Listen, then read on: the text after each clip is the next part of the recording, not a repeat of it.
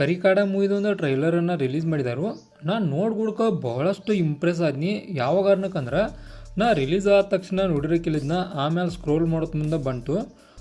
ಬರ್ಗುಡ್ಕ ಒಂದು ಇಂಪ್ರೆಸಿಂಗ್ ಫ್ಯಾಕ್ಟ್ ಏನಪ್ಪ ಅಂದ್ರೆ 23 ಲಕ್ಷ ವ್ಯೂಸನ್ನು ತೊಗೊಂಡಿತ್ತು. ಅಂದ್ರೆ ಕೇವಲ 16 ತಾಸು ಒಳಗೆ 23 ಲಕ್ಷ ವ್ಯೂಸನ್ನು ತೊಗೊಂಡೈತಿ.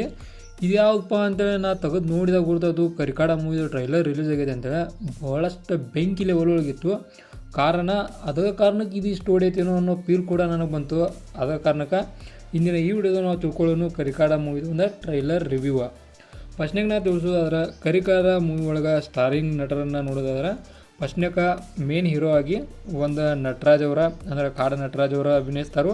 ಆನಂತರ ಅವ್ರಿಗೆ ಒಬ್ಬ ಹೀರೋಯಿನಿ ರೋಲ್ ಒಳಗೆ ಒಂದು ನಿರೀಕ್ಷಾ ಶೆಟ್ಟಿ ಅವರ, ಆನಂತರ ಮೂವಿಯನ್ನು ಡೈರೆಕ್ಟ್ ಮಾಡಿದ್ದ ಕೆ ವೆಂಕಟೇಶ್ ಅವರ. ಅಂದರೆ ಟೋಟಲಾಗಿ ಒಂದು ಎಲ್ಲೋ ಏನೋ ಹೊಸತನವನ್ನು ನಾವು ನೋಡ್ಕೊಂಡು ಹೋಗ್ತೀವಿ ಈ ಒಂದು ಮೂವಿ ಒಳಗೆ.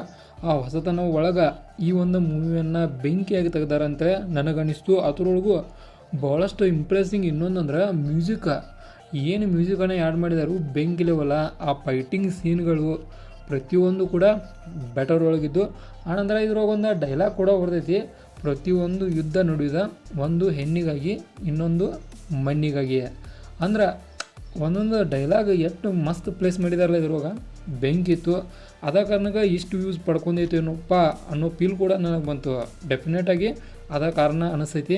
ಆನಂತರ ಇದ್ರೊಳಗೆ ಫಸ್ಟ್ನಾಗ ಒಂದು ಫೈಟಿಂಗ್ ಸೀನ್ಗಳನ್ನು ತೋರಿಸ್ತಾರೋ.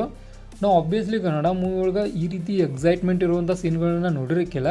ಅಂದ್ರೆ ಕಡಿಮೆ ಬಜೆಟ್ ಒಳಗೆ, ಅದು ಯಾರಿಗೂ ಗುರುತಿಲ್ಲಂಥ ಆ್ಯಕ್ಟರ್ಗಳ ಈ ರೀತಿ ಒಂದು ಇದನ್ನು ತೆಗೆದ್ರೆ ಭಾಳಷ್ಟು ಇಂಪ್ರೆಸ್ ಆಕೆ ನಾನು. ಡೆಫಿನೆಟಾಗಿ ಕರಿಕಾಡ ಮೂವಿ ಅದನ್ನು ಮಾಡೈತೆ ಅಂತ ಹೇಳ್ಬೋದು. ಆಬ್ವಿಯಸ್ಲಿ ಎಲ್ಲ ಕೂಡ ಗುಡ್ ಇತ್ತು.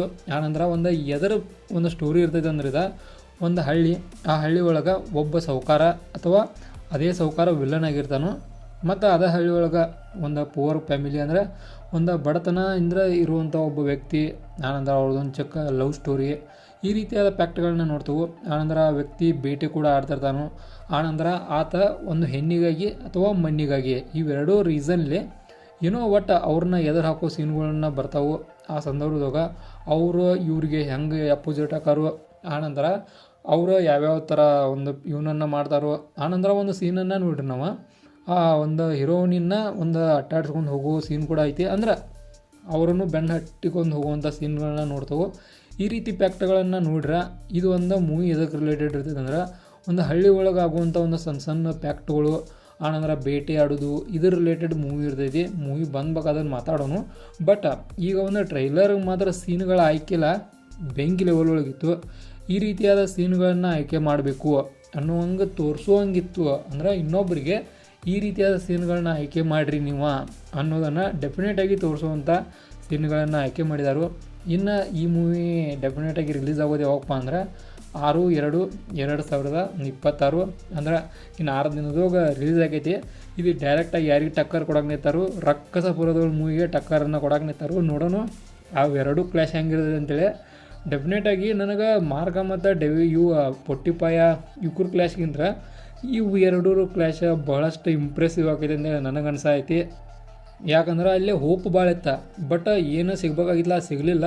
ಬಟ್ ಇಲ್ಲಿ ಹೋಪ್ ಕಡಿಮೆ ಐತಿ. ಡೆಫಿನೆಟಾಗಿ ಹೇಳ್ತಾನು ನಮ್ಮ ಹೋಪ್ಗಿಂತ ಮೀರಿದ್ದಿಲ್ಲಿ ಸಿಗೋದೈತೆ.